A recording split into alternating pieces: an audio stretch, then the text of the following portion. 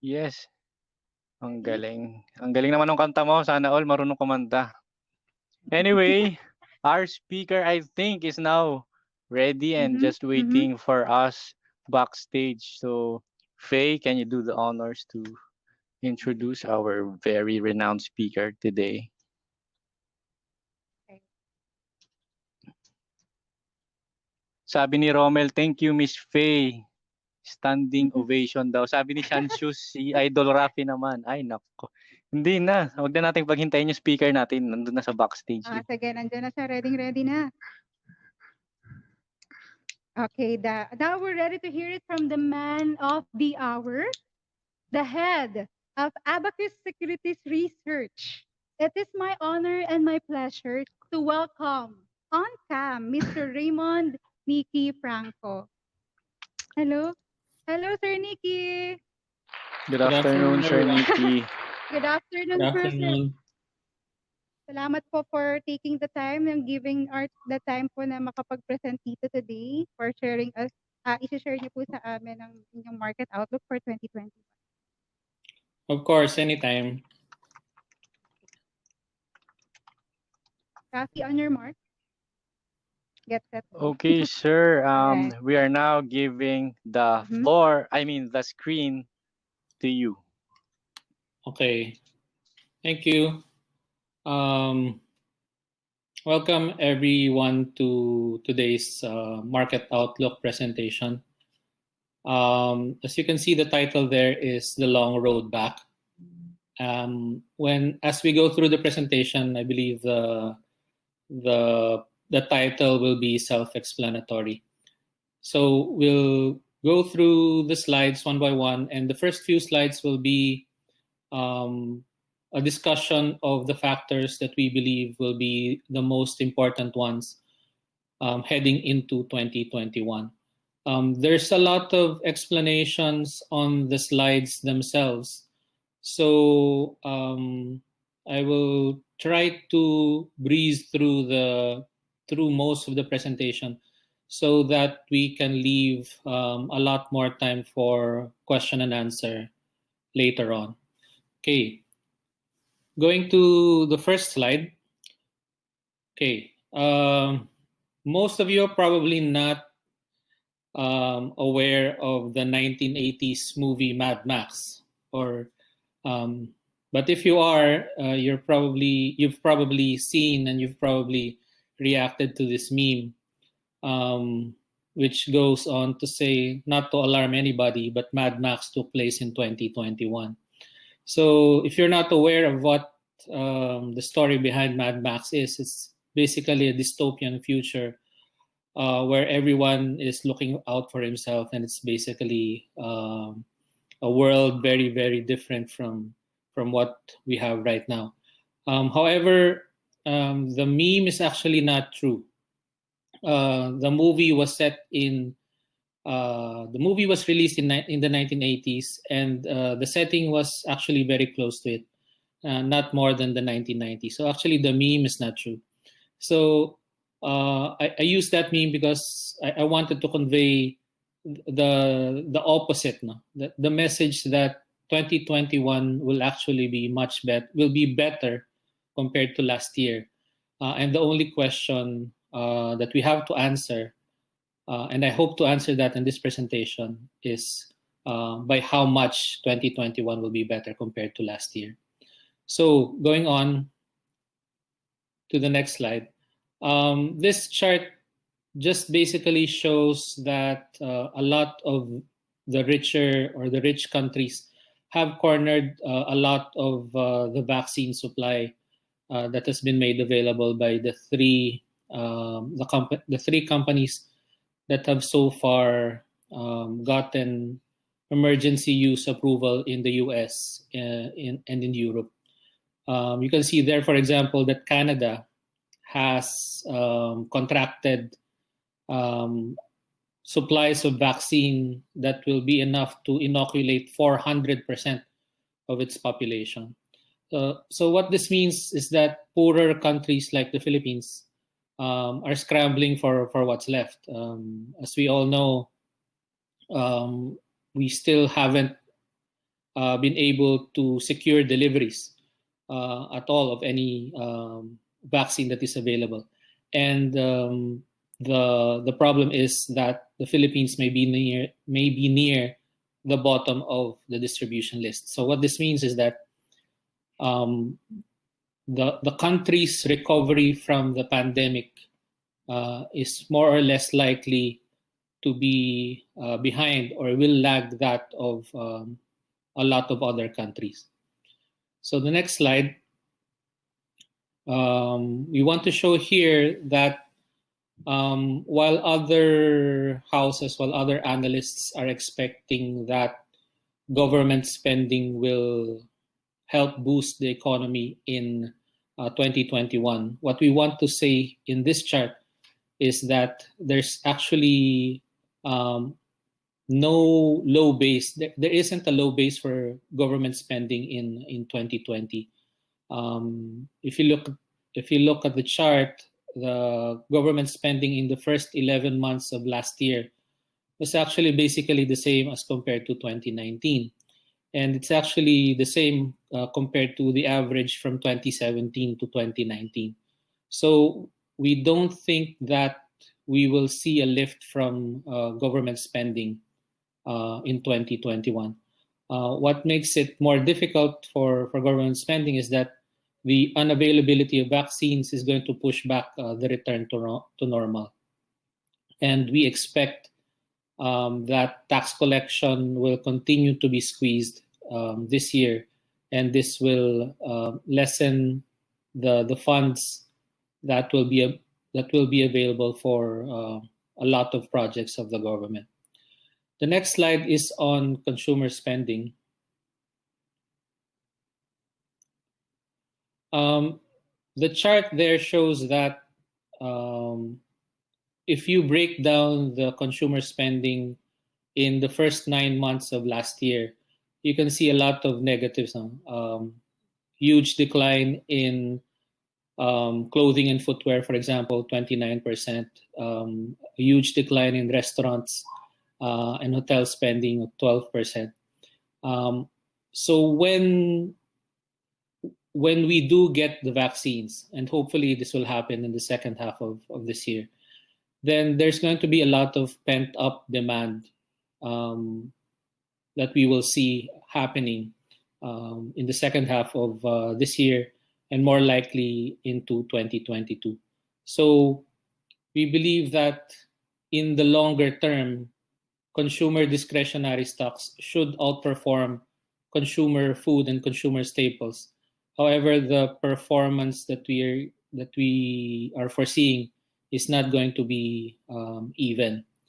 And I have to reiterate that the full recovery is going to be unlikely until and unless consumers feel more confident that they can go out and travel with little to zero risk. Again, this all redounds to the availability of vaccines. Next slide. With regard to forecasts, the government is targeting up to 7% GDP growth this year. This may be possible, but we don't think it's probable. If at all 7% is achieved, then it's only because of the deep negative base that we saw in the second and third quarter, and probably in the fourth quarter as well. What we foresee is slower growth of 5% to 6% because of the continued lockdowns and, again, the unavailability of vaccines. We are not as optimistic as the government because business and consumer confidence continue to remain at low points. So you can see in the chart, loan growth, which is the darker, the loan growth, which is the lighter green portion of that, which is the lighter green line in that chart, continues to slow down. And in fact, it has basically flatlined. It's close to 0% growth for loans. So you can see there's little demand and there's little business confidence. the very low base in the very deep negative base in the second quarter of last year, however, means that GDP growth will become positive by the second quarter of this year. Next slide, please. Looking at inflation, we've seen inflation accelerate in the past few months. The government has said that this is transitory. We've said in our short takes that we don't believe that it's transitory at all. And this is because global food prices have jumped recently. For example, export prices for Vietnam's for Vietnam rice are at the highest in more than 10 years. On the other hand, the stronger peso and subdued demand is going to help balance risks. We foresee that inflation is going to top the higher end of the BSP's range of 4%. But we don't think that there's going to be runaway inflation like what we saw in 2018. Next one. With regard to interest rates, we believe that interest rates already bottomed out last year. We are seeing signs that US inflation is creeping back up. The US 10-year yield actually surged to 1.18% recently. So there's pressure for domestic interest rates to go up as well. However, because the BSP is monetizing government debt, this means that it's the BSP that is lending hundreds of billions of pesos to the national treasury. Then we believe that there is little risk that interest rates are going to go up significantly over the course of this year. Our prediction is that the BSP is going to keep its monetary policy in place for first half. Sorry, that should be first half of this year, and possibly for the full year 2021. What this means is that we don't think that there's going to be any interest rate cut, and we don't think that there's going to be any reserve ratio requirement cut for the banks. Okay, next slide.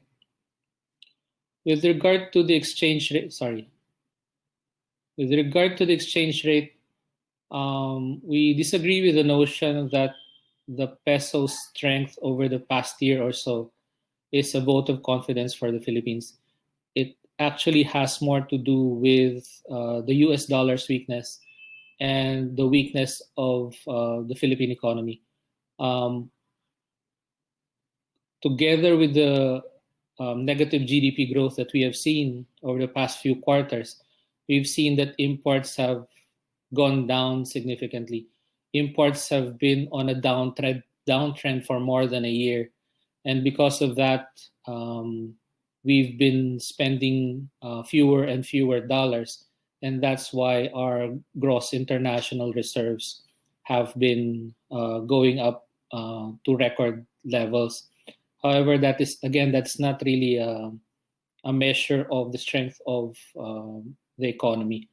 We actually believe that the peso will end the year weaker. We're looking at 49 or 50 to 1 by the end of the year. We expect that imports are going to improve. We expect that OFW remittances will remain weak. We also expect the GDP growth is going to disappoint. And most importantly, I think incoming U.S. Treasury Secretary and former Fed Chairman Yellen may actually prefer a stronger US dollar. So again, we're looking for a weaker peso by the end of the year. Next. We have shown this chart before in our short takes if you've been reading it. What this shows is that the Philippines' third quarter GDP as compared to GDP prior to the pandemic has the biggest gap compared to that of our peers. For example, China has already seen positive growth in the third quarter of last year, and the Philippines is still very much in negative territory. We recorded negative GDP growth of double digits in the third quarter of second quarter of last year, and we recorded still a large negative number for the third quarter. So what this means is that our economic recovery compared to our emerging market peers is very much lagging. Also, when you look at Google mobility data, it shows that the Filipinos are still not going out as much compared to citizens of other countries. And the problem is that our economic team is unwilling to spend, and they actually believe it to be unnecessary. Now, in recent days and in recent weeks, the Philippines has started to secure a significant supply of vaccines. However, the brands that have been announced are not the brands that people want. And the delivery of a significant amount of vaccines is likely to happen more towards the end of this year. Certainly, the earliest is probably the third quarter of this year, which means that the government's goal of achieving herd immunity for the Philippines may not happen this year, or it's unlikely to happen this year, and we'll have to wait until 2022. Next slide. Now, I want to spend some time on digitalization. We all know that a lot of the changes that people have had to adapt is related to digitalization. Basically, 5 to 10 years worth of innovation and change was compressed into less than a year. So this means that more people are streaming movies, more people are buying items online, more people are banking through various apps. We are more reliant on Food Panda, Grab Food, and the like. So we believe that these changes in consumer behavior are going to stick and grow even further over the long run. Now, this chart is important because it shows the size of the Philippines e-commerce logistics market, and it projects it into 2024. As you can see there, over the 5 years ending in 2024, the e-commerce logistics market is expected to triple in value from about 12 billion or 12.5 billion in 2019 to over 36 billion by 2024. And I've shared this before in our short takes. One of the companies that will benefit most from this is LBC. The problem with LBC, as we all know, is that it's very, very illiquid, and it's not something that we would recommend to trade. But if the secondary offering of LBC pushes through, then we believe that it will be a viable investment candidate for us. Next slide, please.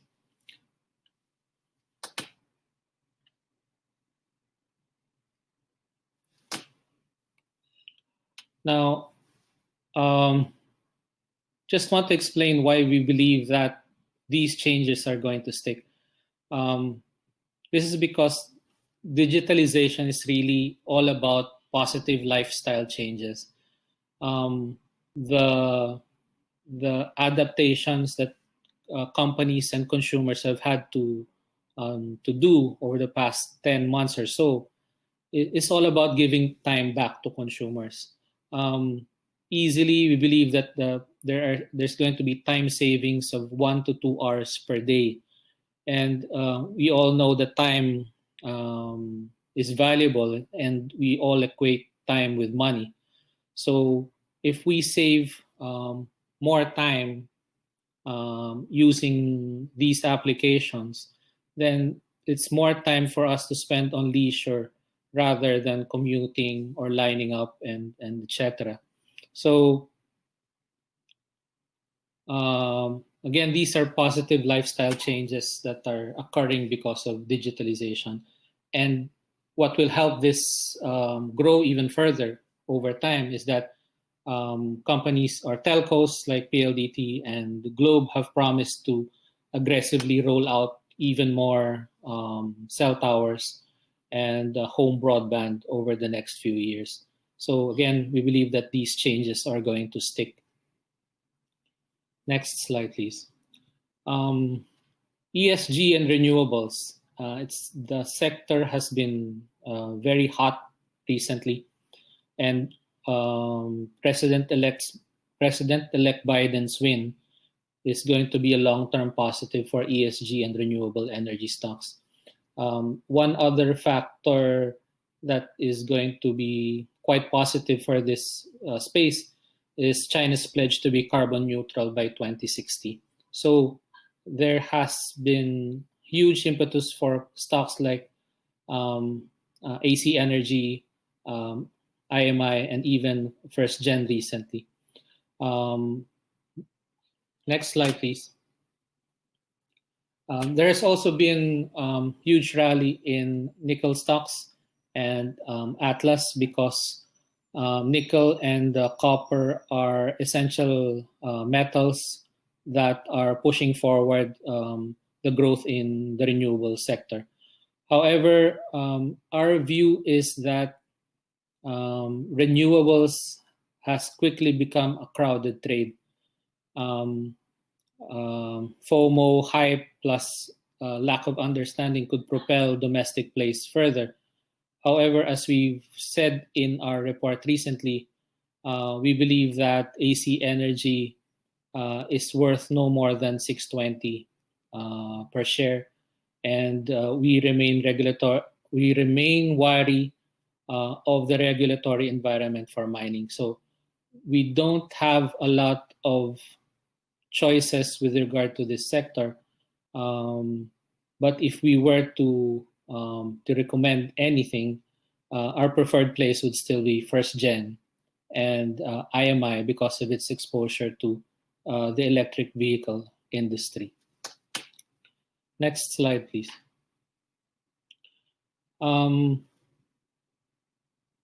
Corporate earnings are going to bounce back this year, as you can see in the chart.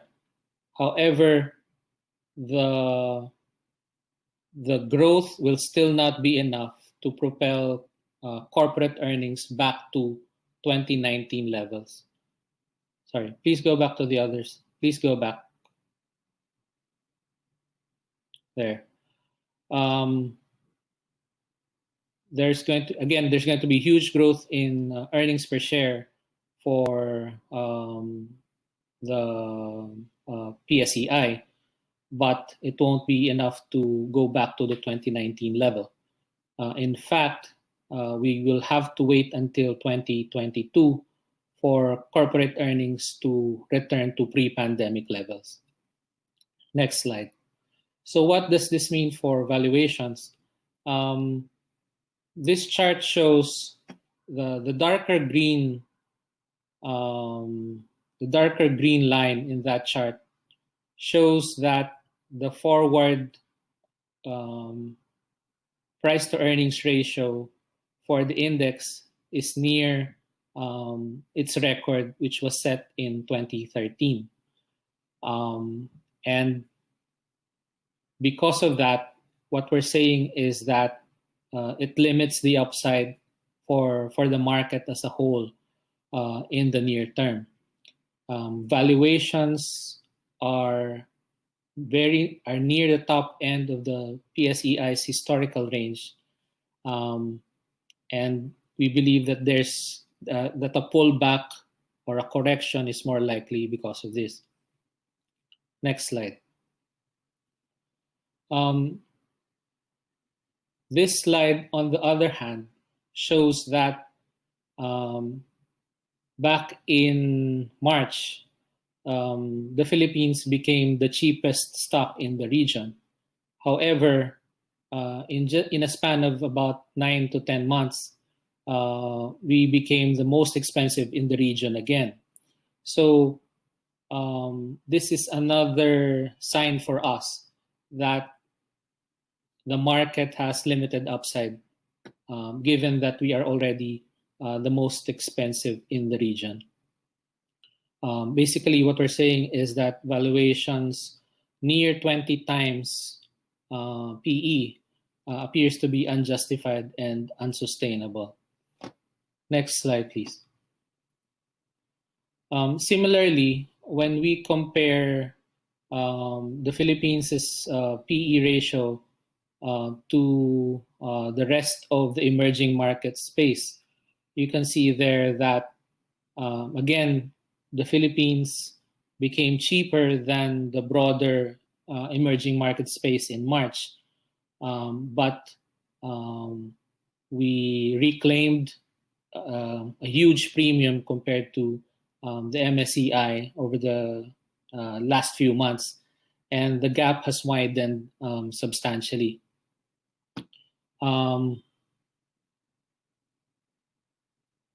Again, what this means is that there's very little upside remaining at current levels, and we would prefer that investors and clients wait for better levels to come back in. Next slide.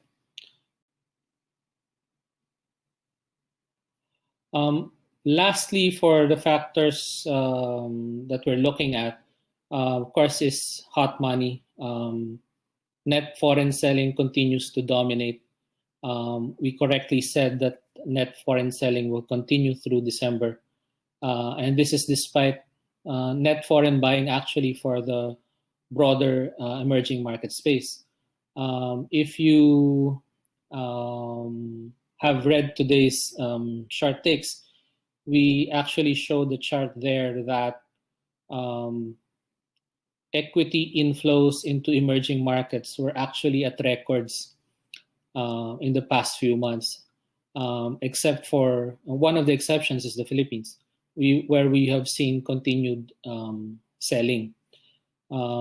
This is likely to continue over the next few months. We may see net foreign selling abate maybe by the middle of the year, but we don't expect foreign funds to return to the Philippines in a big way because our GDP is lagging our peers, corporate earnings are lagging our peers, and valuations are expensive relative to peers. Next slide. Despite the fact that the Philippines in general is expensive, we do see some value in a number of stocks. What we did is to use several screens to arrive at a group of stocks that we believe will outperform over the next year, over this coming year.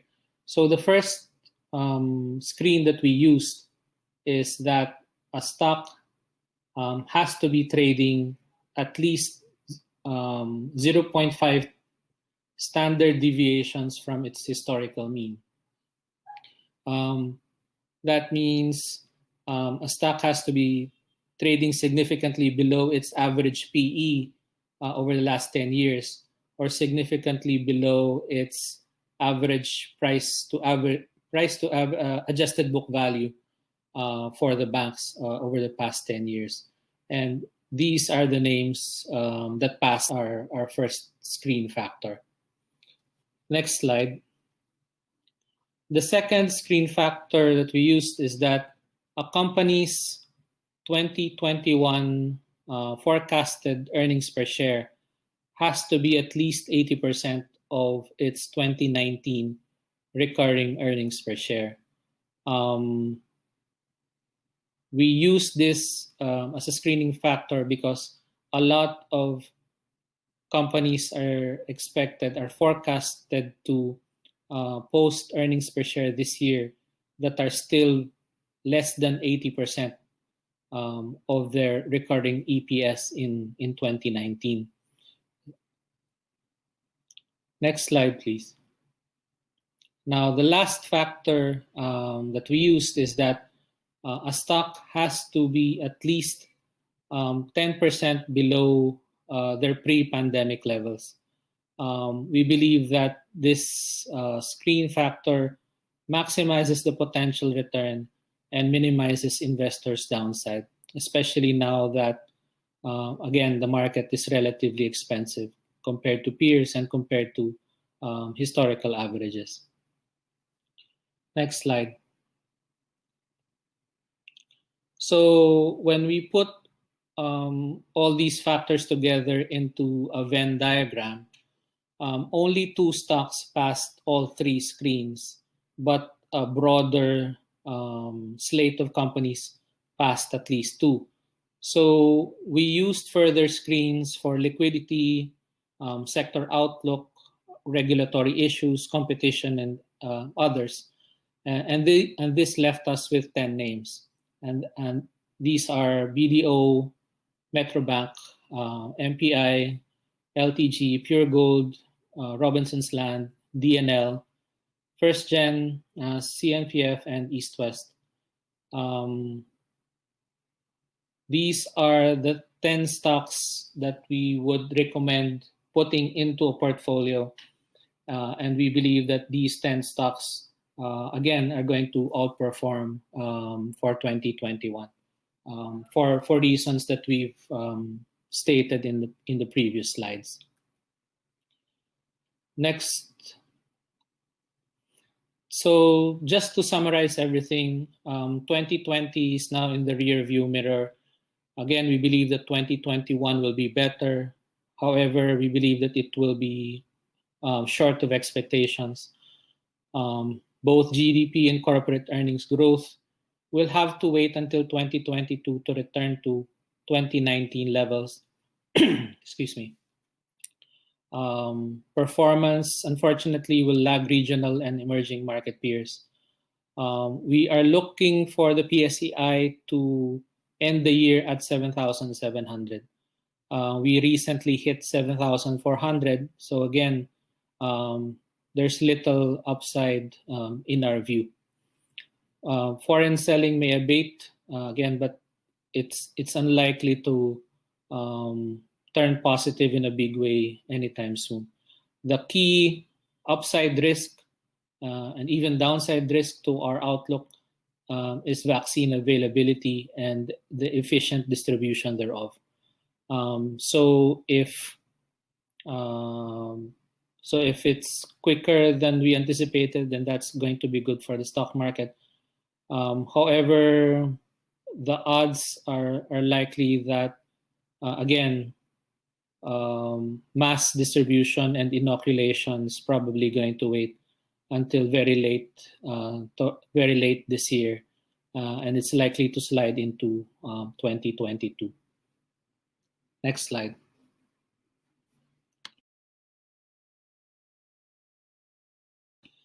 Now for our key recommendations, apart from the names that we mentioned in our post-pandemic portfolio a few slides ago, we would add ICT and IMI, and then, as I said, LBC, but only if its secondary offering pushes through, hopefully this year. Use our dog's strategy as an anchor for any portfolio. I believe I mentioned that in a previous presentation. The only two sectors that we are overweight on are banks, and then transportation and logistics. Our top trade is to switch from SM and SM Prime into BDO. I have explained before in our daily short takes that SM and SM Prime are very expensive at current levels, very expensive relative to peers, expensive relative to their historical values, whereas BDO is trading at a significant discount to its historical price to adjusted book value. So we believe that it's a good trade to switch from SM and SM Prime and into BDO. Next slide, please. Again, we are looking for a correction. So use rallies to build up cash and then wait for dips to buy the names that we have mentioned. We are underweight on telecoms, property, and conglomerates. You can see there on the chart on the left shows that the current price to earnings ratio of holding firms is at a record. And the same is true for industrials, which includes telecom stocks and the property sector. We are underweight stocks that are trading significantly above their historical means. As I mentioned, SM and SM Prime, but this also includes the likes of Jollibee. Reduce exposure to companies that will be negatively impacted by digitalization. Again, this is referring to SM Prime. SM Prime derives a lot of its revenues from as a percentage of sales of its tenants.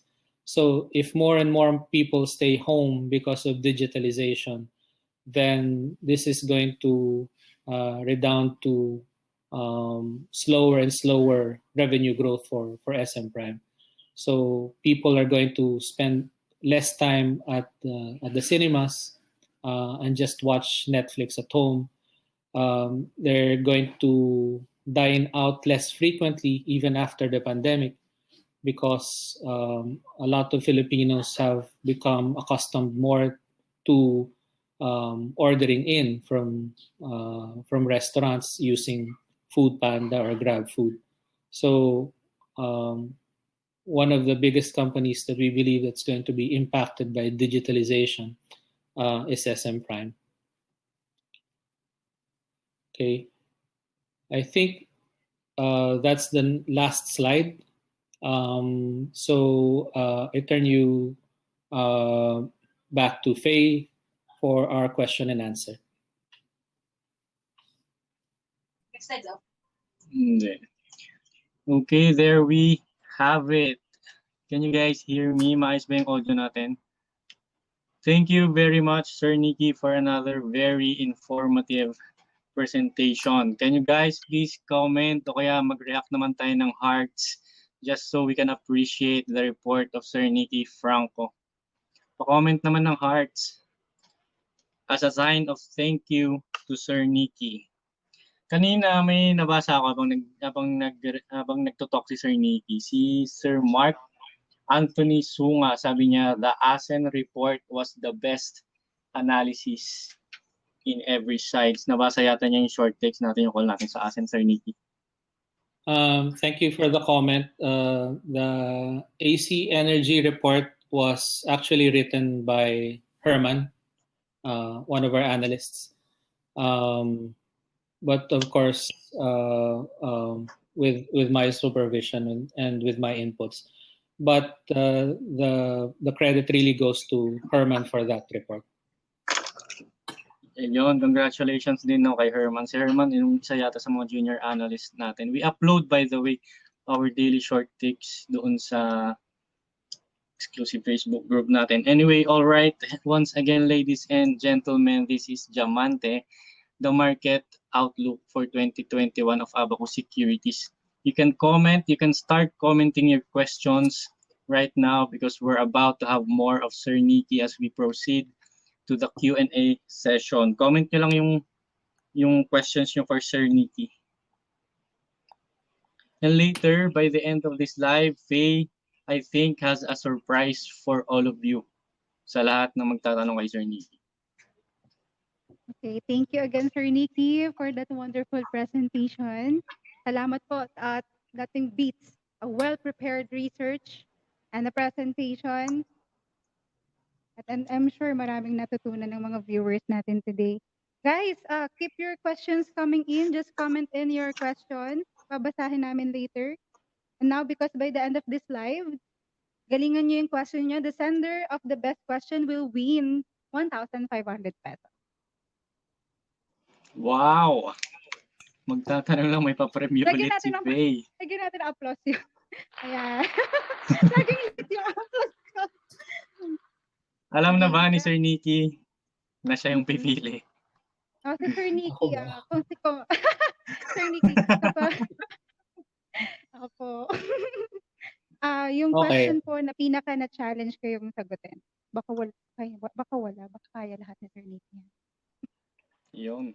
Sige, while Okay, waiting Rafi. for the comments to yung mga gustong magtanong. Sir, since the title po ng presentation is The Long Road Back, am I right na iniisip ko it's gonna be a challenging long road but it's still going back? It's going to be a challenging comeback. We're still on the road back to normality. We're still on the road back where GDP and corporate earnings are going to return to pre-pandemic levels. However, so the direction is positive. We're going in the right direction, but parang we're taking the scenic route, parang long cut. Yes, sir. So it's going to take longer compared to our peers, compared to other countries in the region. So that's really why the title of the presentation is The Long Road Back. Okay, sir. Well, at least no, sa lahat na nangyari nung 2020, it's maganda na rin pakinggan na it's a positive yung tingin ni Sir Nicky dun sa pupuntahan ng market natin this 2021. Sir, connected to that, actually, meron ng comments ng question. This one is from Rojonel.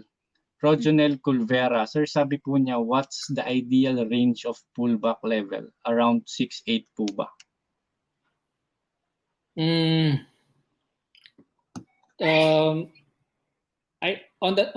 Someone has to answer that on a technical level, but on a fundamental level, actually, I would prefer a pullback greater than at least 10%, and preferably even more from current levels. So that would take us closer to 6.5, even 6.4. Which would bring us closer to maybe 16, 17 times earnings, which would be a more ideal level to enter the market. Okay, sir. Thank you very much. May tanong ba dyan sa Faye?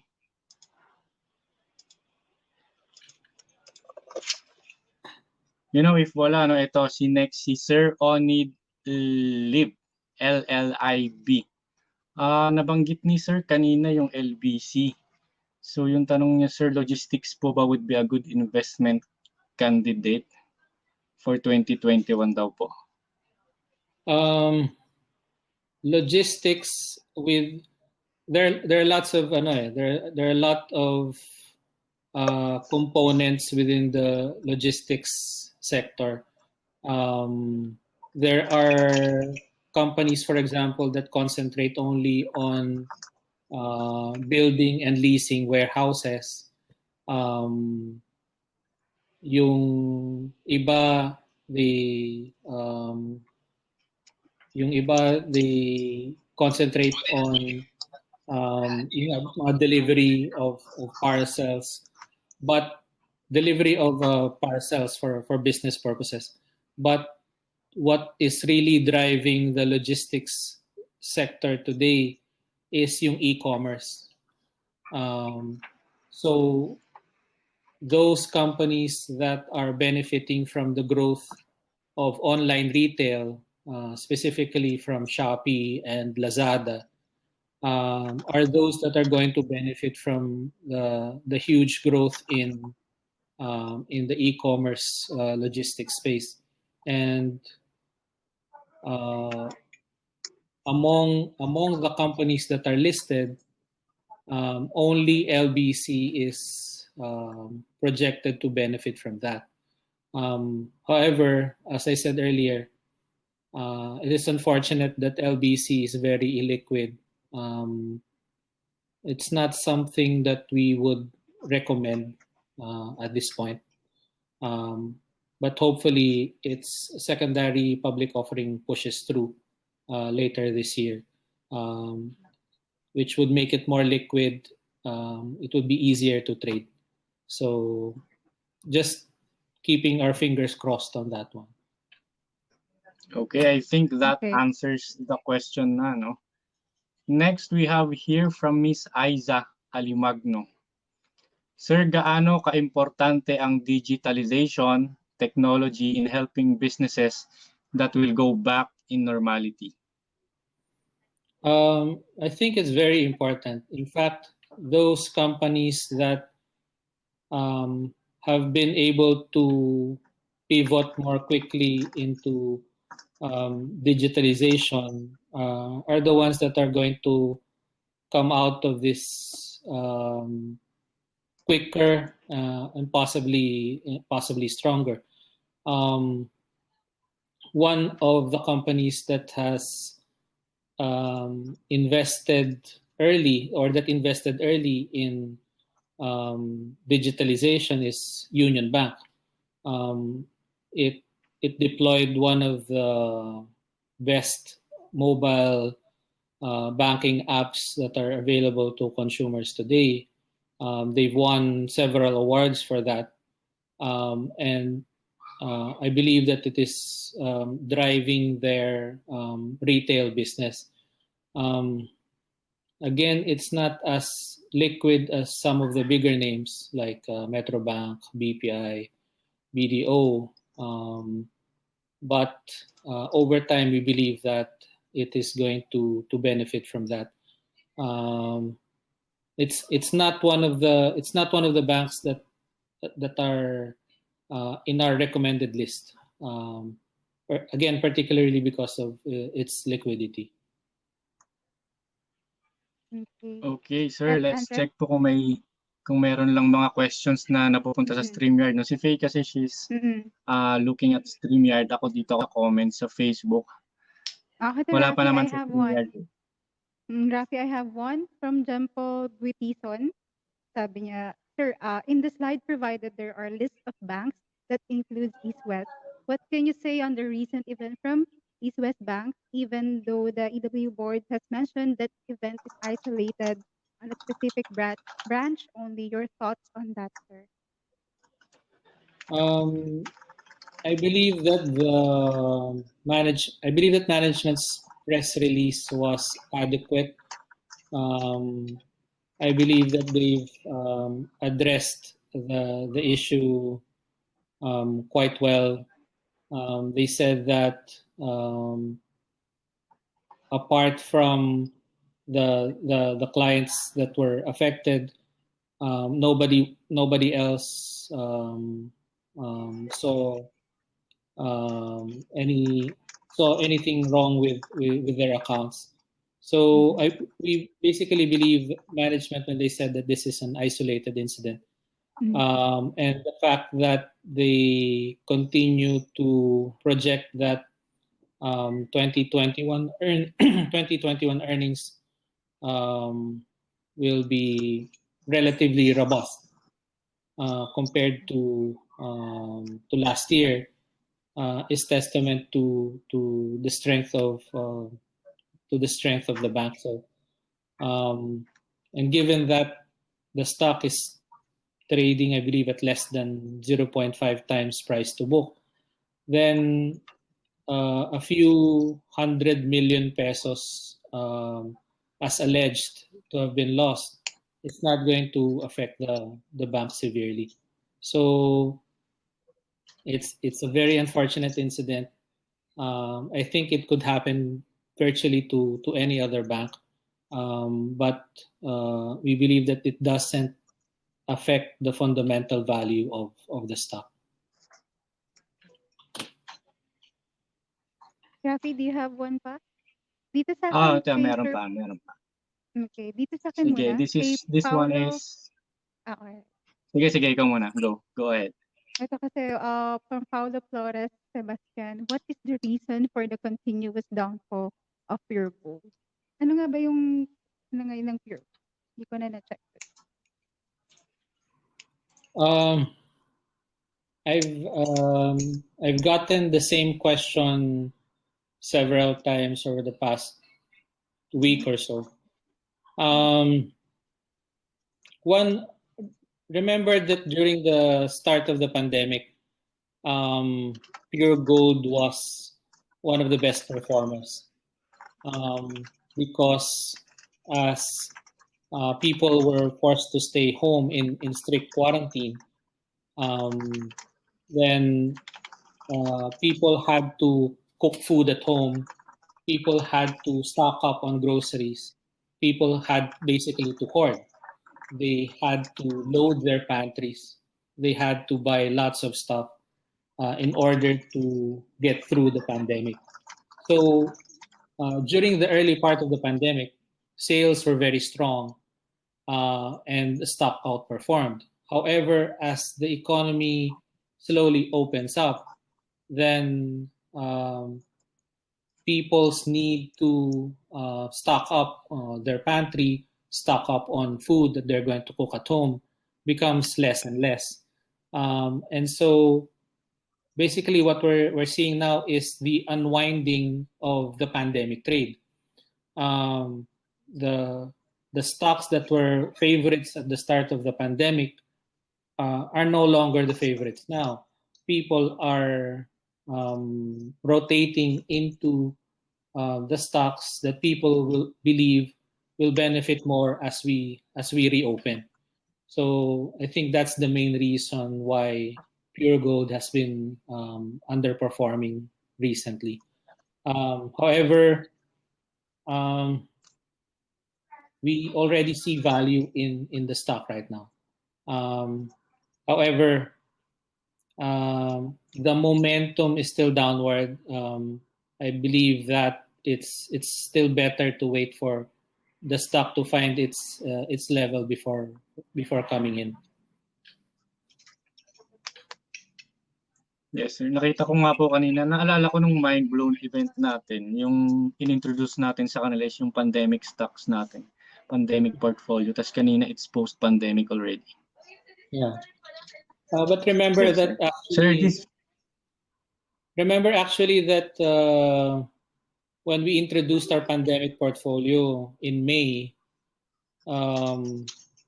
pure gold was actually not there anymore. Pure gold actually wasn't there. And that's because pure gold had already outperformed so much from March and April. We said that there's no upside anymore for pure gold at the time. And eventually the stock's weakness in the past few weeks or even months has proven us to be correct, that we didn't recommend pure gold at the time. Okay, sir. Sir, for the next question po. Hi, Sir Nicky. Do you still recommend a buy for MAC and Bloom, considering that we might recover longer than expected? This one is from Sir Role Garzota. For MAC, it is a longer term play. It's a longer term play than what we expected. We unfortunately are in a situation where, again, we don't have the vaccines that we need, and it's going to take until probably 2022 for herd immunity to be achieved. However, if there are investors that have a really long horizon, then Mac and even Bloom could be part of your portfolio because eventually, as I said, we are going back to normal eventually.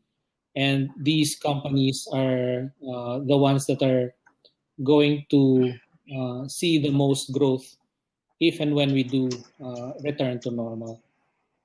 Um, Filipinos, basically what we've been saying is that Filipinos love to travel.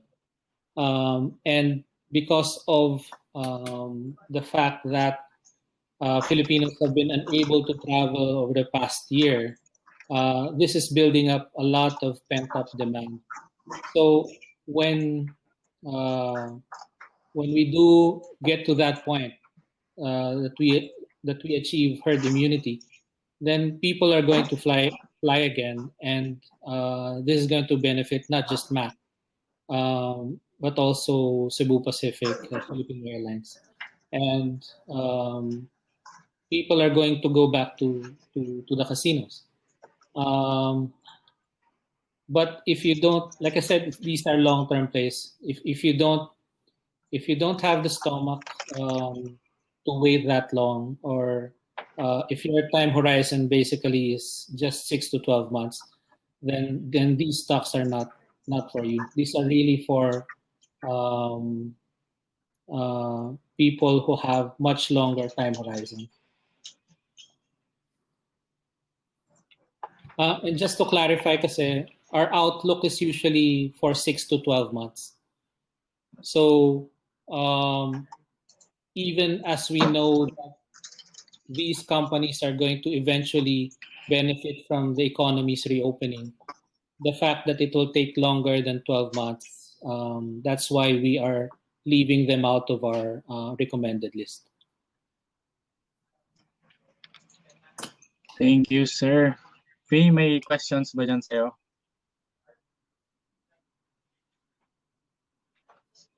Is there Ayan, a question? Faye, ito yung next question natin. Naka-mute kaya ta, Faye. Anyway, sir, ito po yung next question natin. This one is from George Gervasio. Sir, ano po masasabi nyo regarding sa short selling? Makakatulong po ba ito sa mga traders na baguhan pa lang sa stock market? First of all, I have to say that the Philippines is not a mature market yet, and the market is very shallow. When I say that it's not mature, we basically have less than 1%, for example, of Filipinos who are investing in the stock market directly. So the pool of available investors is very small and it's shallow. And when you have a situation like that, and if you introduce short selling, then that could exacerbate volatility in the market. And I don't think that is something that we would like to see. So for me, and given the pandemic, the timing is probably off for me. Okay, thank you, sir. We have one more question. One more question na lang, Barap. Ito po, from Neil Herrera Bati. Sir, between tech and IMI, which do you recommend more?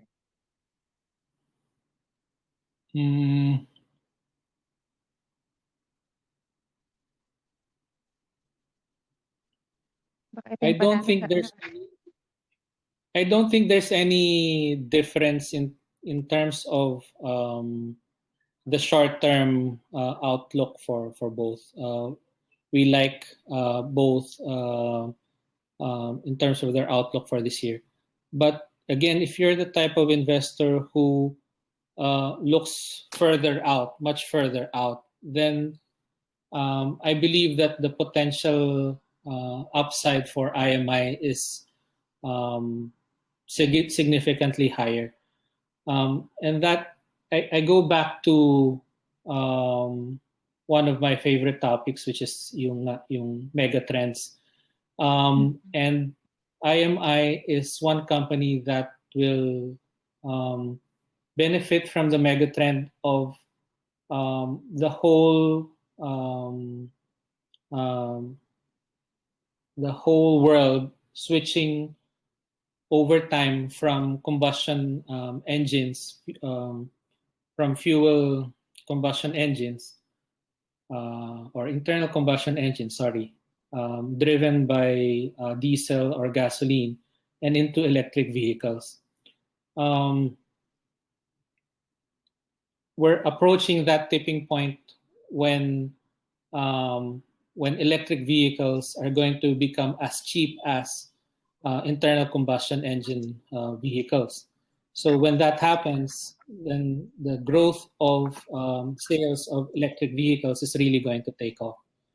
And because only a few percent of vehicles worldwide today are electric vehicles, then you can see the potential growth over a 10-year period, for example. So because of IMI's exposure to the automotive sector, to the global automotive sector, then I believe that the long-term upside for IMI is much higher. So I have to answer that that IMI is going to be recommended more on our end. Sir, mukhang napaisip kayo kanina dun sa tech and IMI ah. Candidate na ba yon sa ano? Sa Candidate candidate. candidate. Okay, for the next question. How about DMC? Currently at 8% dividend yield, could they able to sustain it and have potential upside as well? This one is from Wilbert Pasqua. DMC derives most of its earnings from Semirara. And as we know, Semirara has had a bad few years. And then the Department of Energy said that they're going to put forth a moratorium on new coal power projects. Also, coal prices have been going down in recent years.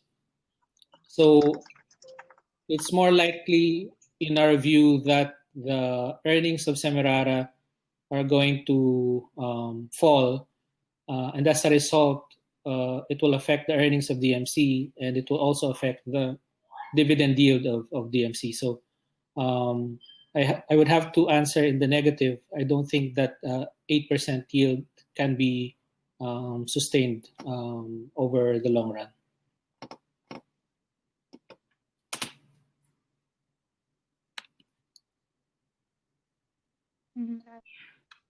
You have more questions?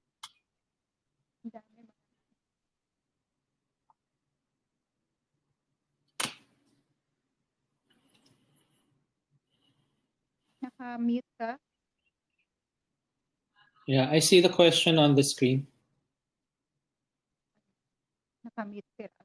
Ayan, sir. Sir, how do you think will the 2022 Philippine presidential election impact the post-pandemic market?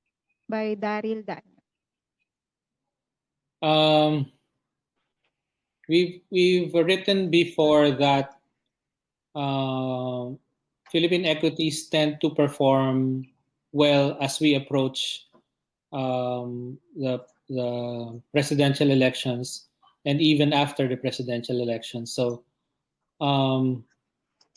I still believe that.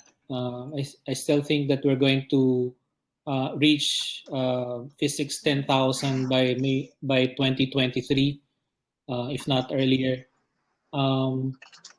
However, we do hope that the quality of the candidates will be up there, so that it would entice foreign investors to come back in. I'm not going to comment on specific potential candidates. We'll probably have to wait for the field to narrow down as we approach May of next year. Okay, thank you, sir. Rafi, you have more questions? We have time check. It's Yes. 3:58. Mhm. Sige sir, this one po is from Khalil. Yes. Are OFW remittances still do OFW remittances still play a huge impact in the market? Well, a lot of OFWs do invest in the stock market, but as an economic indicator by itself, I believe that it has become less and less important. This is more true actually over the past 12 months, for example. Remittances in dollar terms were flat through November of last year. So for the first 11 months of last year, remittances were basically flattish. And then in peso terms, actually, OFW remittances in peso terms were down by about 5%. So it's become less and less of an impact on the economy, and as a result, less of an impact on the stock market. Sige sir. Okay, meron ka pa ba niyang questions? Time check, it's now 3:59 p.m. So kung may questions pa kayo, send nyo na ngayon. Comment nyo lang po yung questions nyo, and then I think we're gonna have 2 more kung meron pa, pero kung wala na, no, I think okay naman na tayo. Hello Faye, can you hear me? Naririnig mo pa ako? Hello, yeah. Oh, I think wala na ring questions naman dito sa comments. I think naintindihan naman nila yung report ni Sir Nicky, no. Naitanong naman na natin lahat ng mga questions nila. This is being recorded naman, no? And Yes, they yes. can Yes, sir. Yes. They can rewatch it on their own leisure. Opo. Mhm. After this live, Hello. automatic naman po mag-upload yung video na to sa Traders Den, and doon po sa mga hindi nakahabol kanina, sa mga late nakapasok, pwede nyo pong panoorin from the start actually yung live natin today via replay. We will also upload this video sa YouTube channel and also sa loob ng Traders Den. May rewind naman po. May replay. Okay, I think na? there we have it. Thank you very much, There you have Sir Nicky, for sharing with us your insights, and of course for answering the questions of our audiences. And thank you very much, Traders Den members, for sending your questions. Baka meron naman ulit kayong dyan, pa-heart dyan, just to thank Sir Nicky before we let him go. Sir Nicky. Yan, comment hearts as a sign of your gratitude to Sir Nicky, to Traders Den, and to My Trade PH. Thank you so much, Sir Nicky. Pahingi naman kami ng puso dyan. Ayan, Dami habang na kayong nag-heart-heart natutunan for kayo dyan, today. no, we will let Sir Nicky decide na kung ano yung question na pinaka nag-retain sa kanya sa lahat ng mga tinanong natin kanina. And the winner will win the grand prize worth 1,500 pesos. Okay, before that, I'd also like to thank everyone for tuning in and listening to the presentation. I think there's really just one question that made me really think, and that was the question on tech versus IMI. So that's, Congratulations. I have to say that's the winner. Okay, we will rewind kung sino nga ba yung nagtanong na. Sabi na nga, napaisip si Sir Nicky dun kanina. Oo eh. Yung nagtanong That's nun, by very the rare. way, is Neil Herrera. Alright. Bati. Congratulations. Neil Herrera Bati, congratulations. Ikaw yung nanalo ng Congratulations, our grand winner. 1,500 pesos. 1,500 pesos. Congratulations. We will send you a PM how to claim your prize. Sige sir, last message na lang po and then alam ko po busy pa kayo, we will let you go. I think that's it. Again, I'd like to thank everyone for listening in. I hope you learned something from the presentation. And I guess I have to go back to the older presentation, the navigating the pandemic presentation, where we introduced our pandemic portfolio. Just for the record, that portfolio outperformed the index by about 17 percentage points. And we're quite confident and we're quite hopeful that this post-pandemic portfolio will also outperform the index significantly over the next 12 months. Of course, there are no guarantees, but we believe that these 10 stocks are going to provide a lot of value for investors going forward. So that's it. Thank you very much to everyone. Sir Thank you Nikki, very much, Sir Nikki. Sana po ma-invite namin ulit kayo if ever we have another event here for TD. Thank you, Sir Of course. Nikki. Thank you, Sir Nikki. Thank you.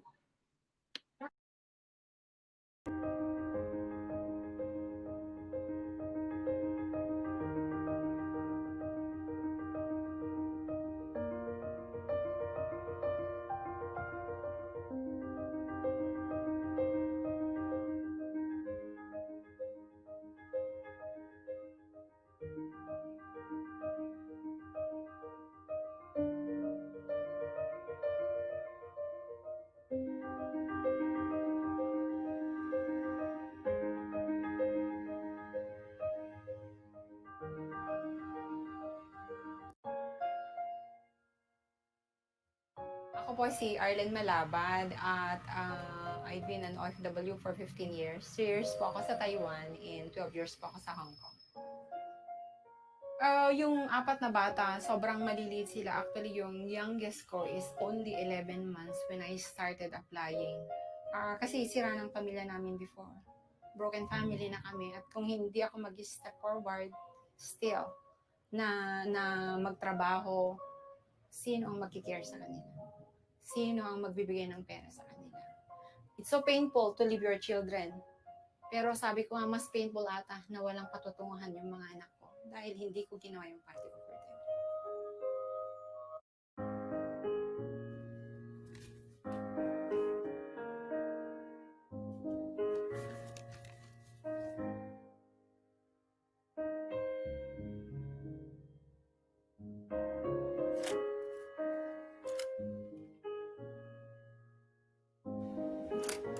MJ, anak.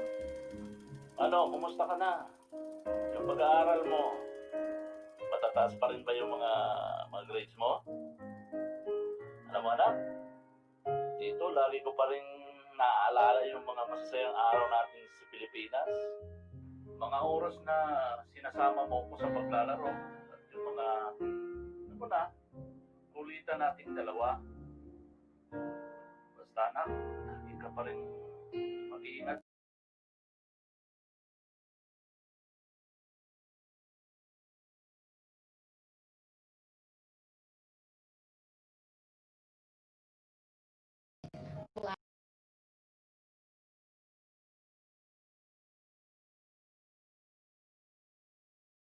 Ano, kumusta ka na?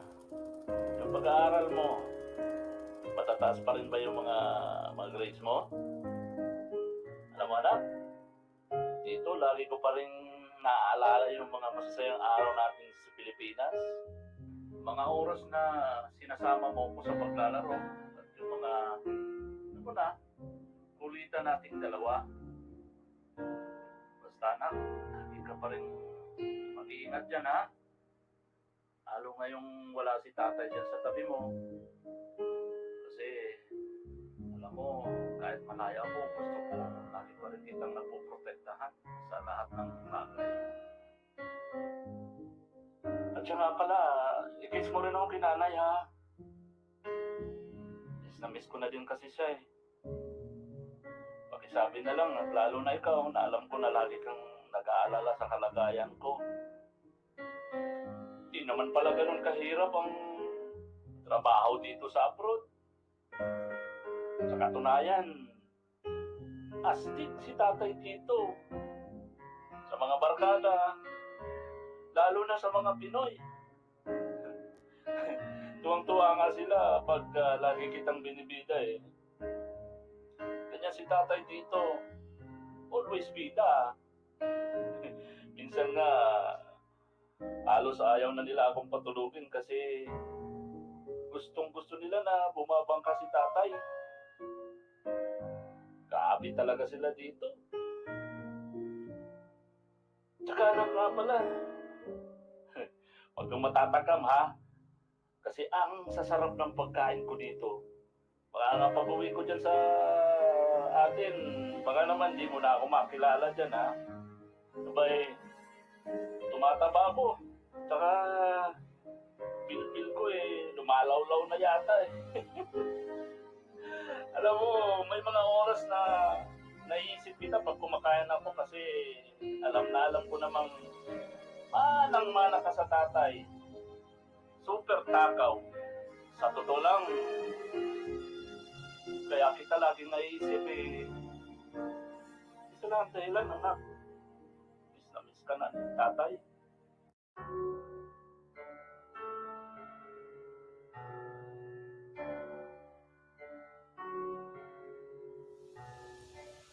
Ako si Rolly, isang OFW. Matagal-tagal na din ako nagtatrabaho dito sa abroad. Dito na nga pumuti ang mga buhok ko eh. Ngayon, Pasko na naman. Kailangan maganda para sa Noche Buena, mga pangregalo, mga inaanak, kung ano-ano pa. Maswerte na kung may oras pa mamili. Kailangan lang lagi masaya. Pa-cute. At least, gwapo pa rin.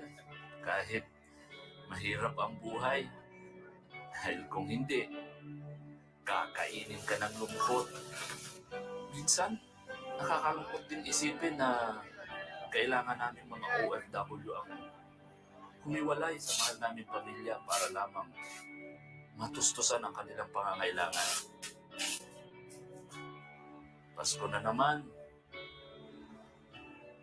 Para sa akin, dalawa ang mukha ng Pasko. Isang masaya, at isang, alam mo na, minsan nga, ayaw ko nang dumating yung araw ng Pasko. Hindi dahil sa magastos, dahil alam ko, mag-isa lang ako mamaya sa Noche Buena. Pero hindi maiwasan na isipin ang mahal sa buhay. Pero kakayanin kong mag-isa para lang sa kanila. Hindi pwedeng tumigil. Hindi pwedeng mapagod. Kahit na mabigat ang trabaho. Wala tayong magagawa. Minsan naisip ko tuloy, ang hirap pala talagang magtrabaho abroad. Matira matibay. Walang sukuan. Walang ayawan. Dahil alam mo kung ano ang pinasok mo.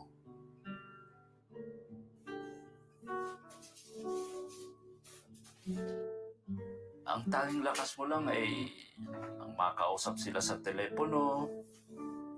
Pero madalas, interesado lang silang makipag-usap tuwing katapusan ng buwan. Halos di ka nga nila maalala. Pero tayo, araw-araw natin silang naaalala.